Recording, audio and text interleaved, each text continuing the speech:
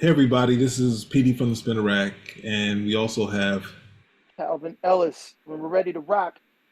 regretfully, we have to talk about, not regretfully as far as regretfully of what happened to Ed Piskor, what he did to himself.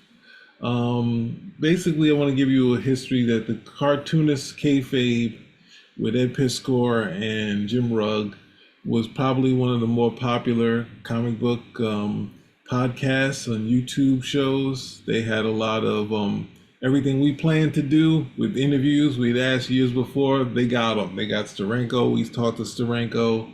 I think Roy Thomas, everybody that Jeff Darrow, guys that created the Turtles, the Alan Moore friends, is and everybody that's everybody has been on this show. They started doing videos where they go through old wizards, and then they just became kind of the center of all comic book stuff for a while there. They made their own comic books. It was I should have the books next to me right now, but they made their own comic books. They've done the grand design for the X-Men and the Hulk.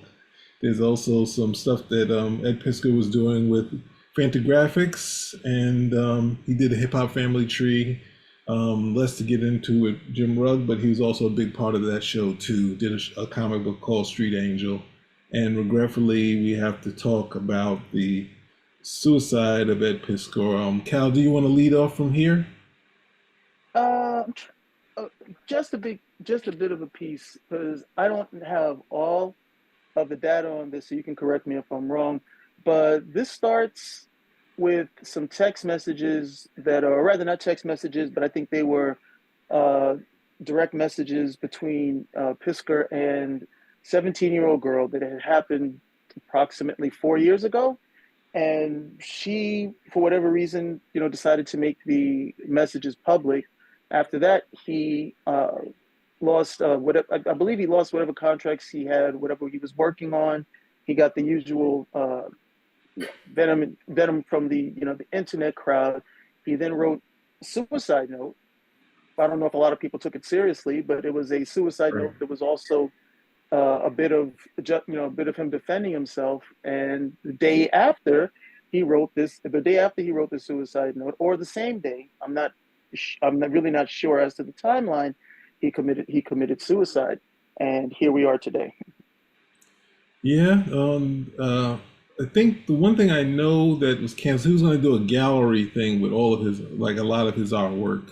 That was the thing that was initially canceled.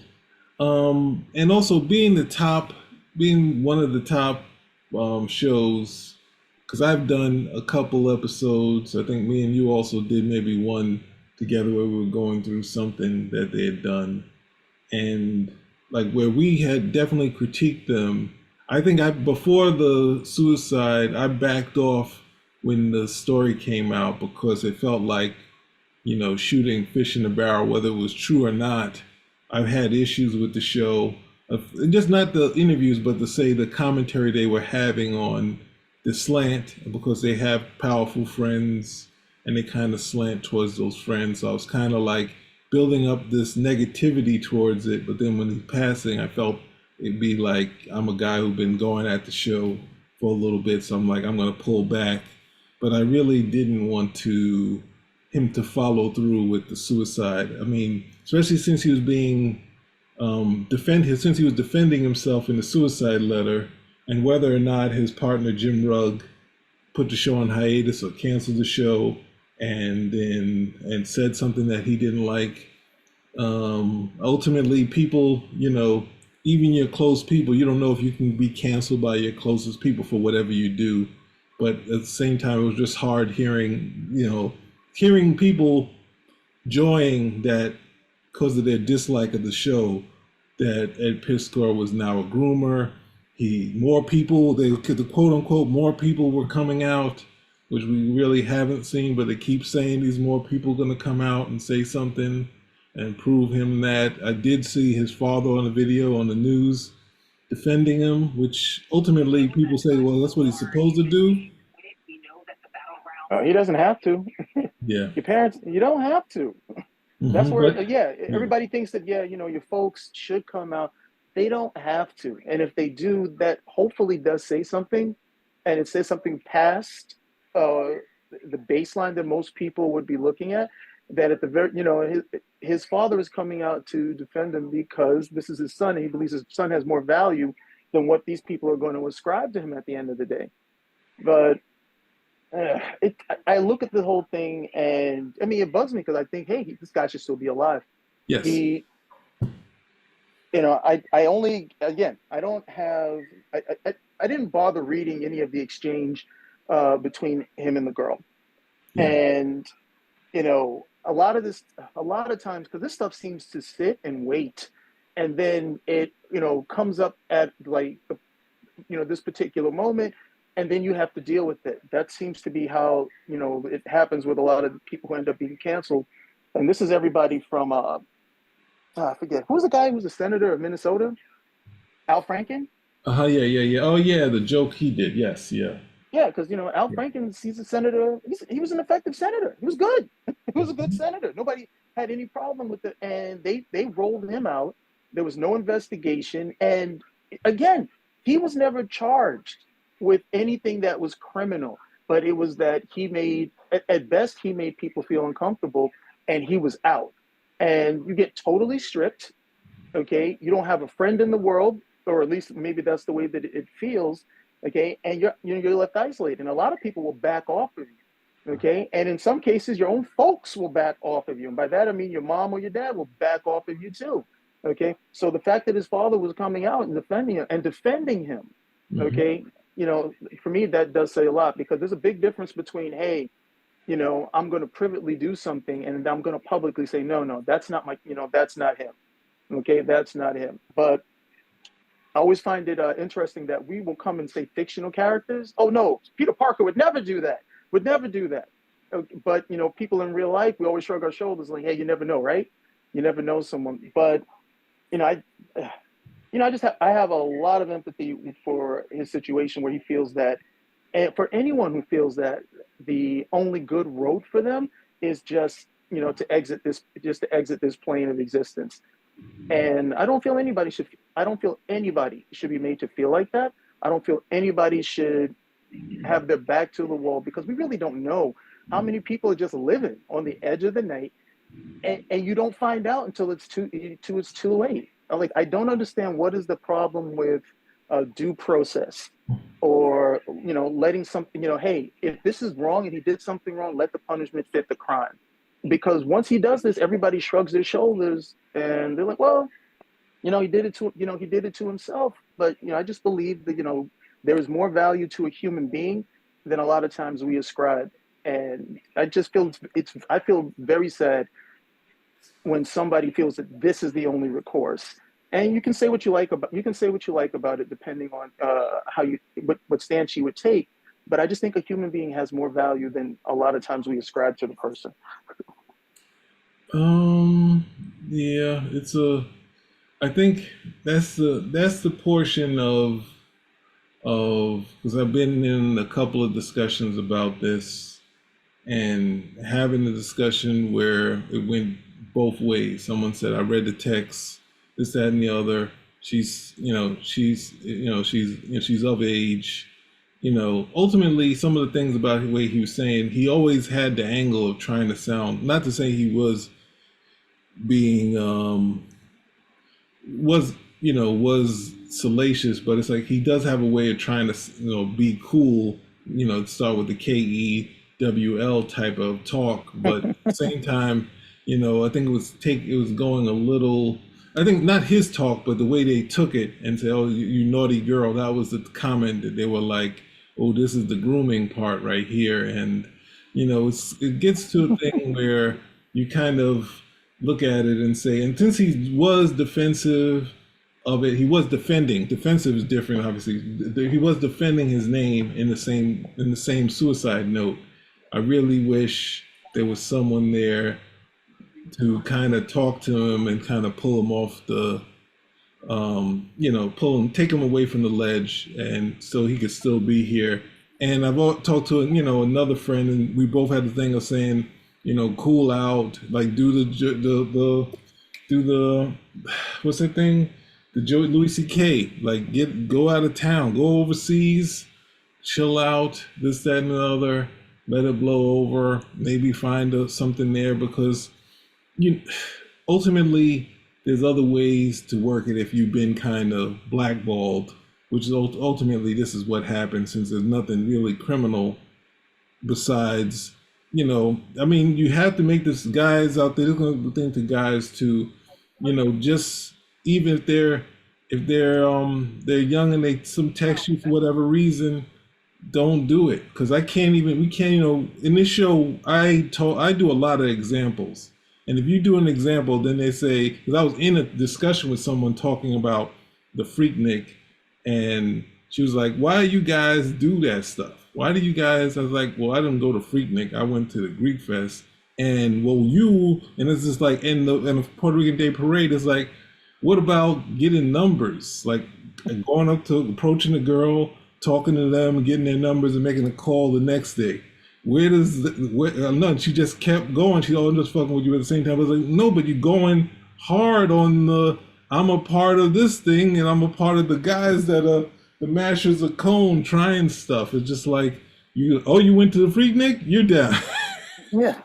You did this, and it's just like you can't get out of this thing where it's just like there's no gray area. Everyone like I love this quote from, since we're a comic book site, that from Steve Ditko when people came to him about, hey, they're screwing over Kirby and original art and this, that, and the other. And Kirby deserved this, that, and the other. And he said, well, wait a second,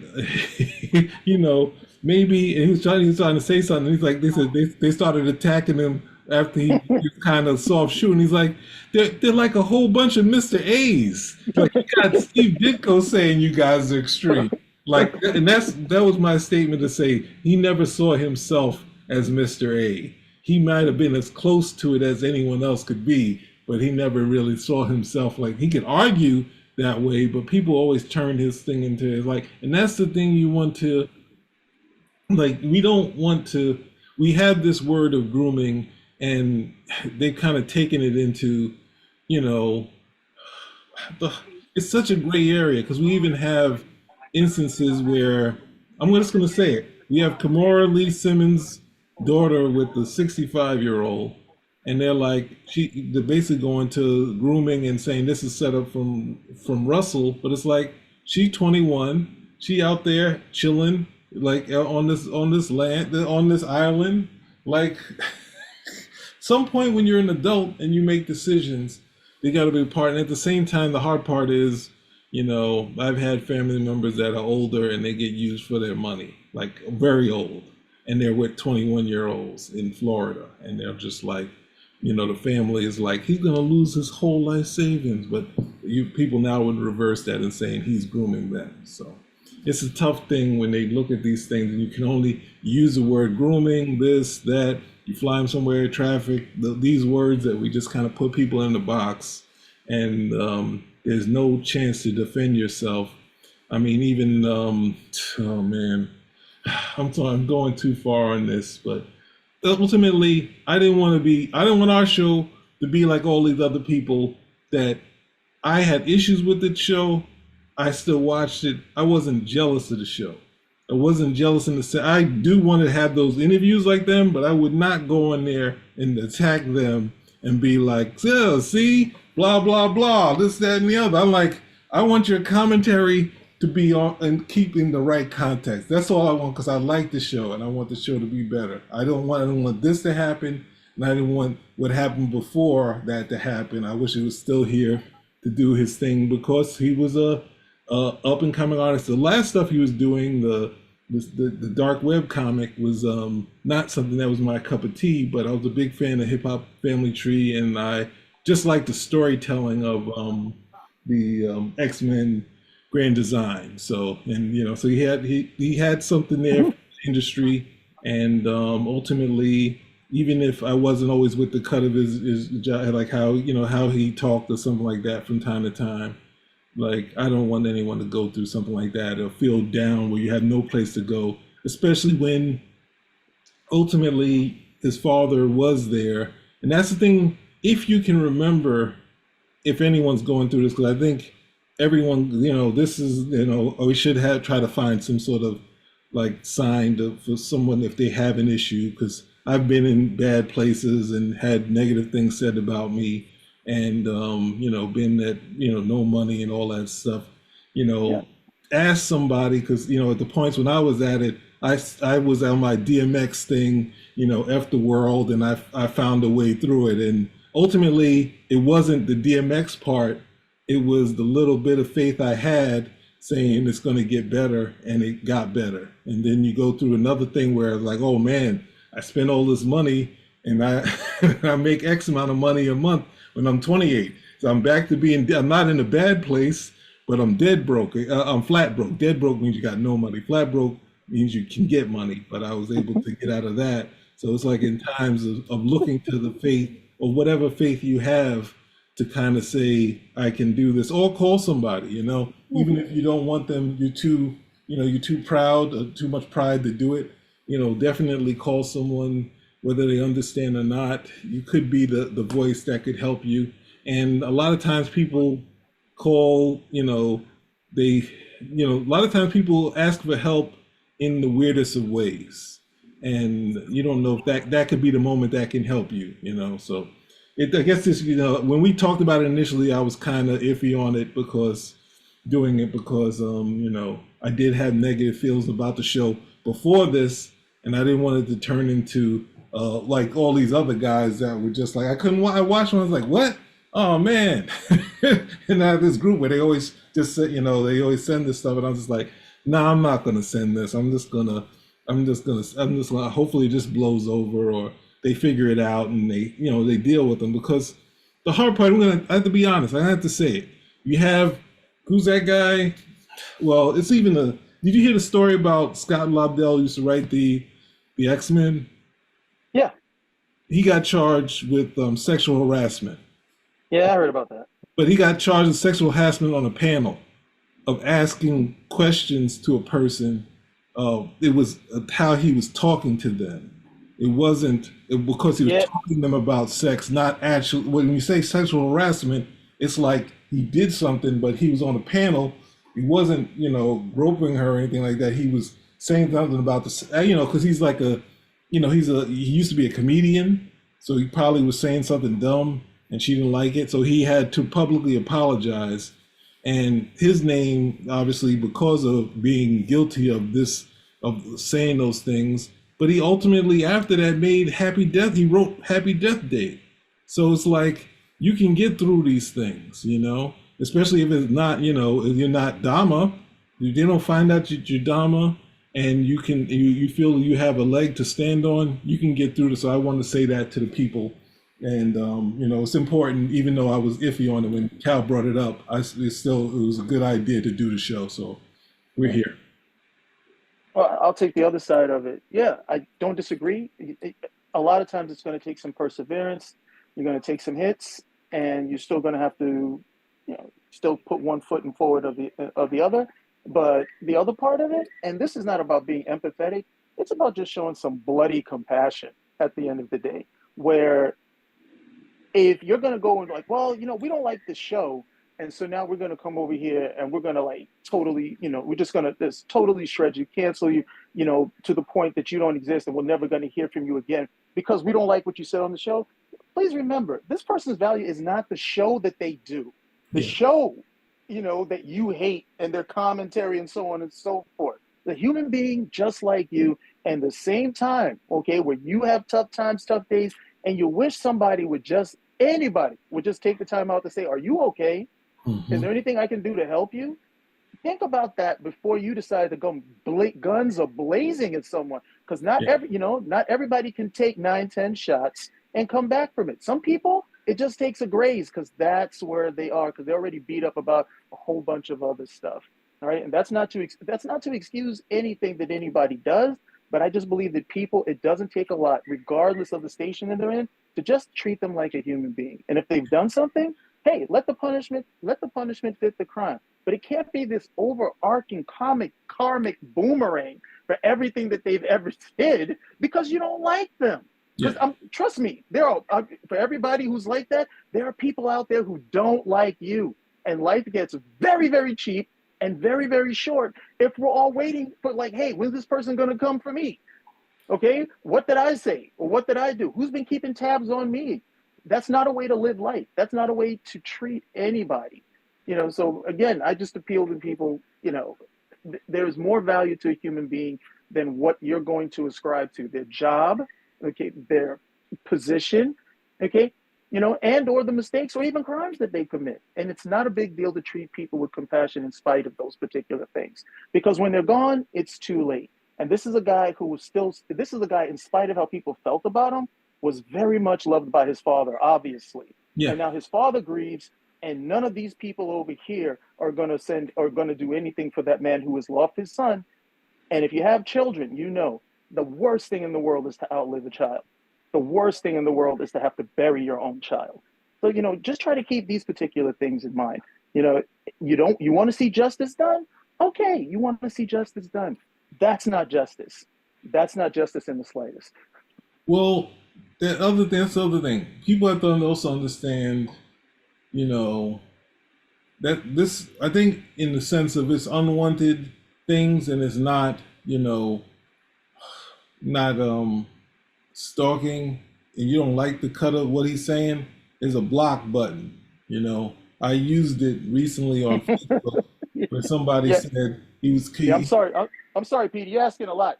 You're asking a lot. No, people. You know that people dial in to be offended. They do that. Like, let's see what he said. I'm gonna get riled up. Or the cats who now like, hey, I'm gonna go dial in and I'm gonna be doing a transcript of what this person is saying, Yeah. and then go for it line by line to see what I can use. Because this guy gets me so riled up at every day. Like, you two. It's like what was this guy's name? You remember Don Imus? Yeah, yeah, yeah.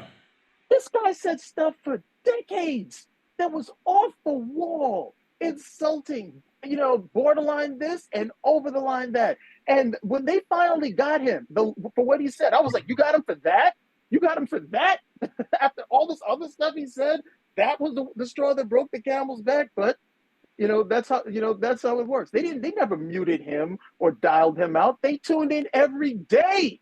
Yeah. They tuned in to hope that would be the day that they could get him.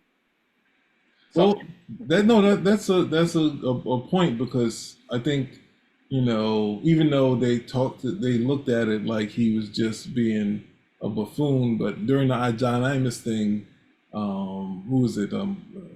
Patrice O'Neill was pushing to say, hey, the you can make a mistake, you can say the wrong thing, but the thing is, Imus is everyone's trying to be funny. It all comes from the same spot, the place, and he was able to torch the woman who was of this sort of group, but also he was on there with what's that is it Eric, the not Eric Dyson, the other guy, I forget the other guy, but Patrice was on with him, and then at some point the other guy was kind of going at Patrice, and Patrice turned to him and said, look, they're trying to get us to argue with each other now about this. They're trying to put us in the box, and now we're doing exactly what they want us to do. That's what I'm trying not to do with you, bro. Like that sort of thing, where it's like you can get, the thing of it is where someone just takes a hard line and goes, this is black and white now, and that's where it gets kind of lost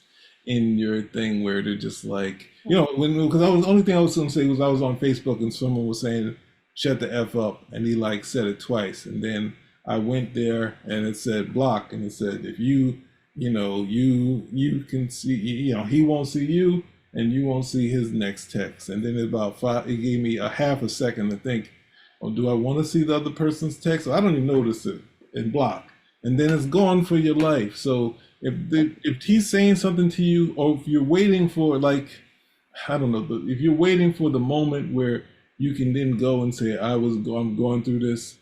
The hard part is people are really groomed. Like the way they showed it, and regretfully, the only description I can show you is different strokes, where someone develops a push-pull relationship where they offer you these things, and then like a pimp, and then the pimp says, now you have to pay for this. That's the thing. Now, at the same time, you can say guys have had that relationship with women, but most of the time, like a good portion of the time, when a guy is taking them out and goes that and they don't get anything, the guy gets upset and he might try to say something and they get shut down. They have to go home, right? You can do but the real ones are when they have someone who's putting someone in a place that has nothing and they kind of push them in there. That kind of grooming is the thing that we need to deal with and not say, hey, this guy said some jerky stuff that he's weird and I don't want to deal with him. I don't want to listen to his show. That's the thing where you say he's an asshole and just say, I think Ed Pisco is an asshole.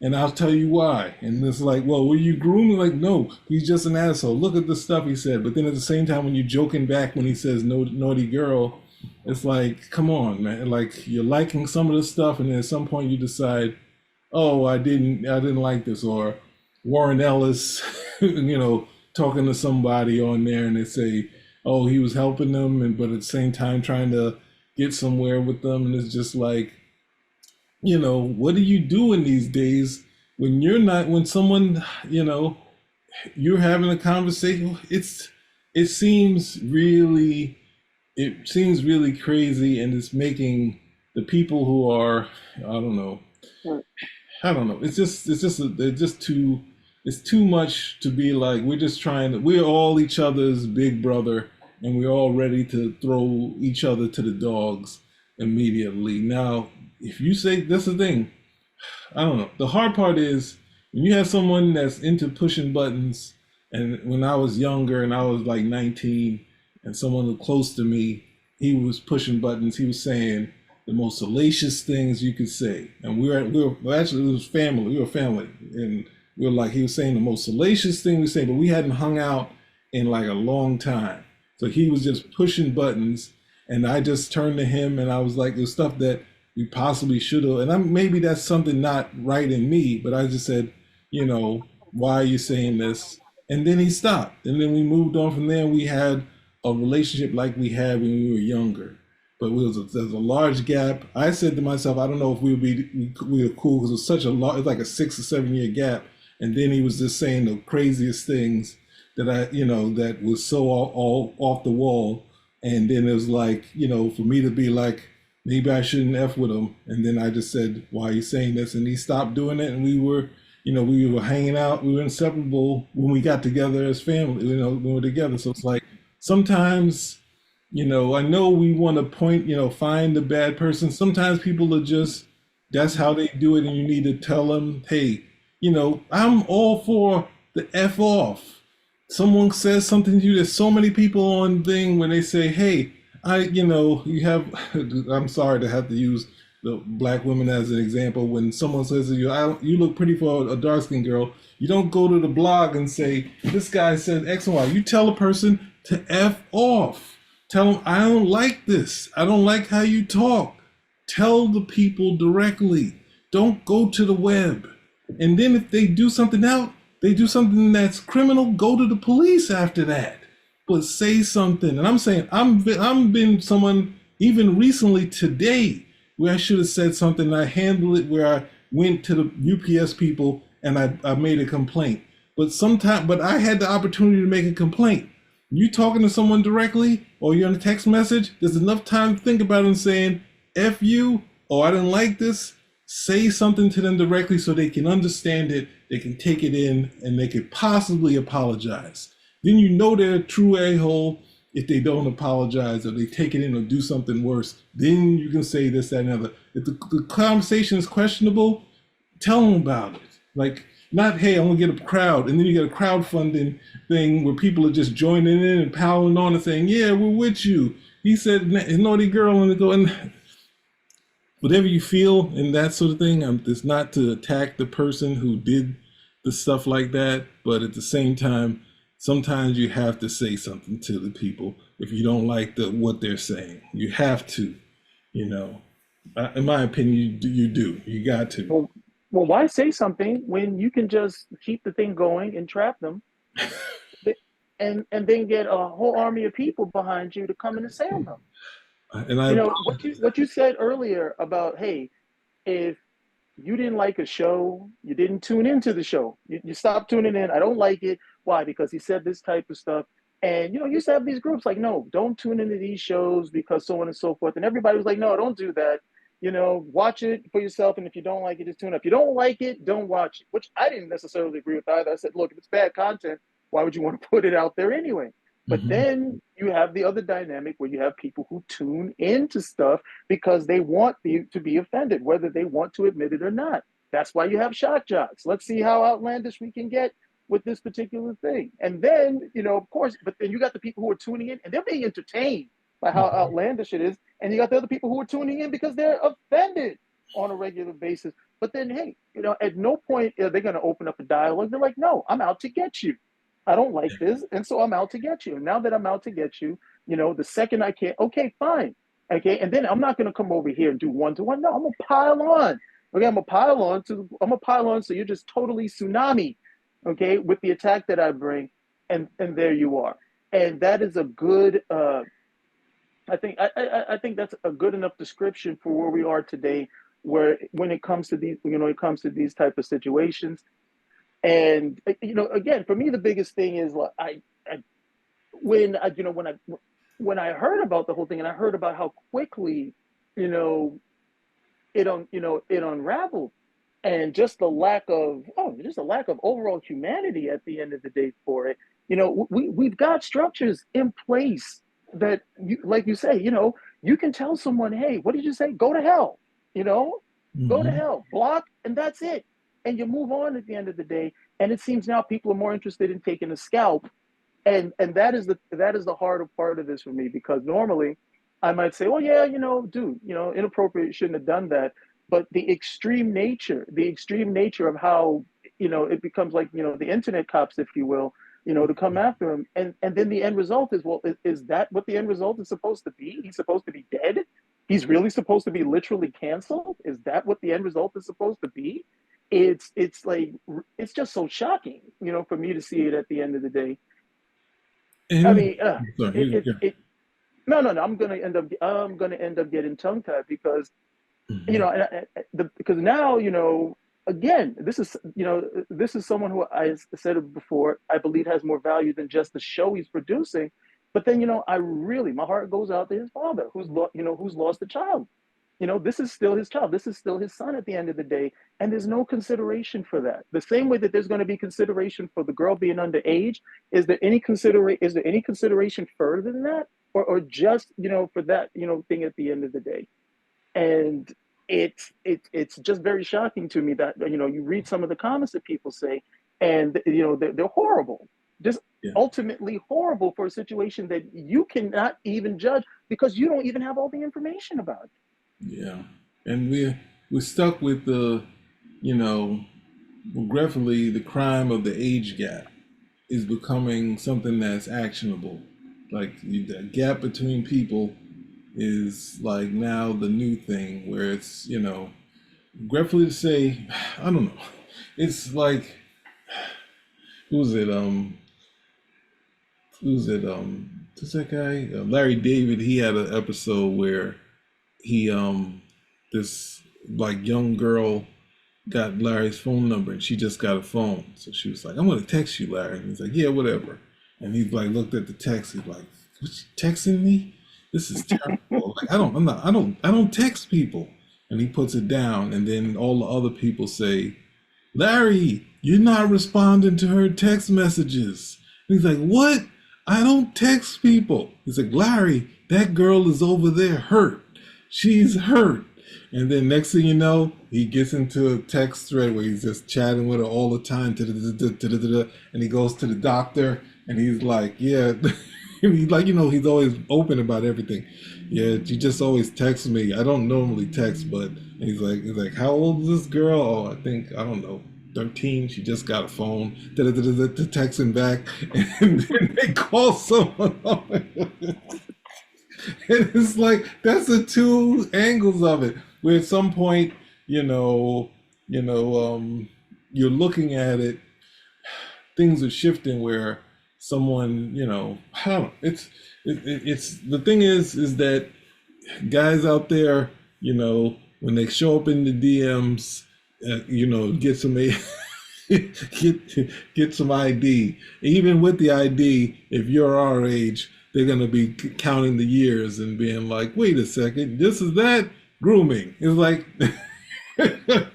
it's like you were talking to someone that was way out of your way out of your age range. You should only talk to people that are in your age range. And it's like it might not always be like that. It's like we're in the thing, but it's hard going back to this because we go on the thing. It's sad that that he is definitely not here.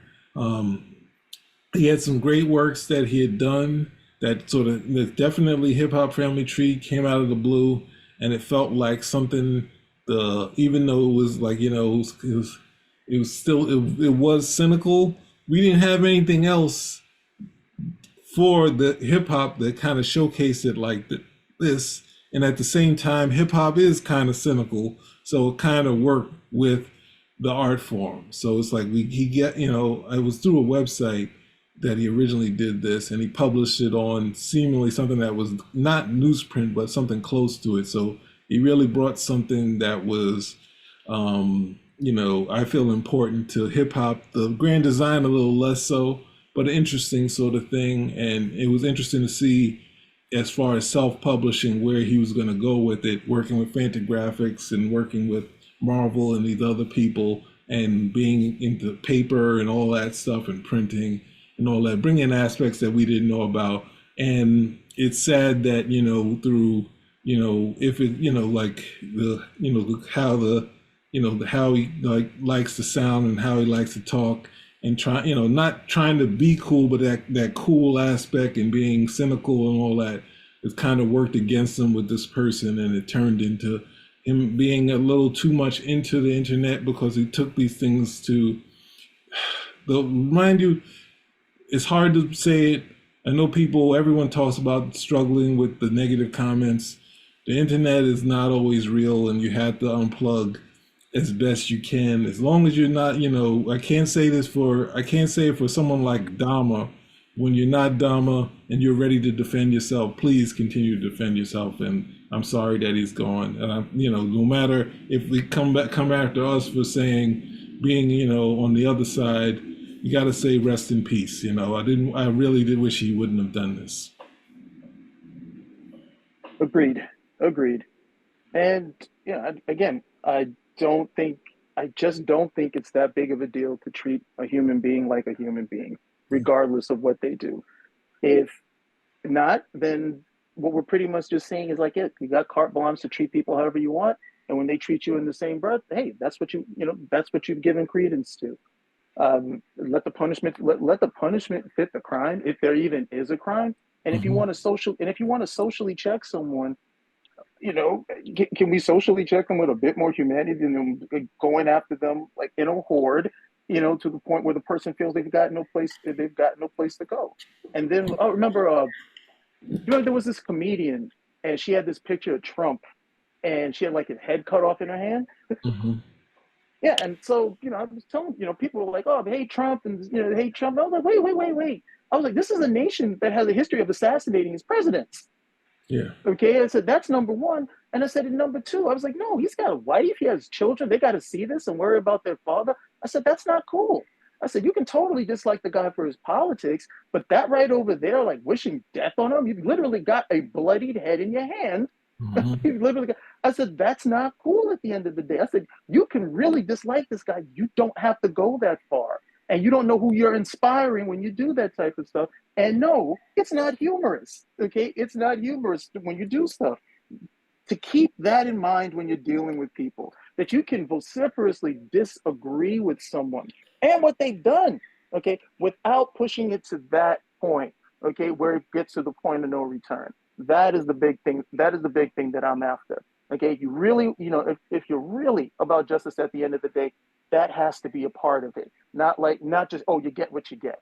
All right, that's never a good end. That's never a good ending for anyone.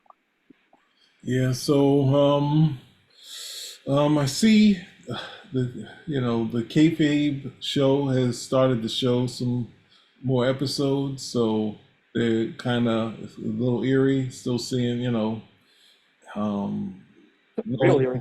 Yes, it's annoying he's gone, and the show's starting up again. We'll see what it becomes. They were almost at 100,000, and that's really not in case of him being here or not. But just say definitely, as far as the YouTube market, it did a lot of stuff that you got to respect. So, all right then, spin rack.